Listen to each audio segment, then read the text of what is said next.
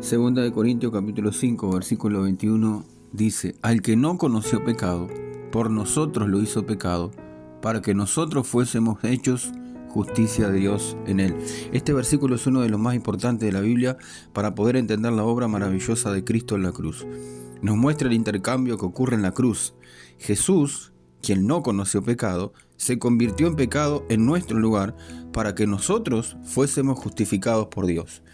En primer lugar, se enfatiza en la pureza y la santidad de Jesús. Él, quien es sin pecado, se ofreció voluntariamente en sacrificio por nosotros, a pesar de no haber cometido ningún pecado. Asumió nuestros pecados sobre sí mismo. Y en segundo lugar, se nos muestra el propósito de esta obra.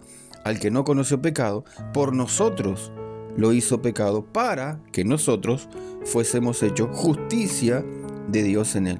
Esto significa que Cristo tomó el castigo que nosotros merecíamos, para que nosotros, por medio de la fe en él, pudiéramos ser declarados justos y ser reconciliados con Dios. Jesucristo llevó sobre sí los pecados para que los que se arrepienten de sus pecados y creen en él puedan recibir su justicia.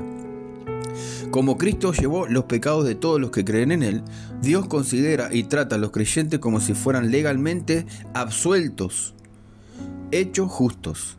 Dios trata a Jesucristo como si hubiera cometido los pecados de los creyentes y trata a los creyentes como si hicieran las obras justas del Hijo de Dios, que fue libre de pecado.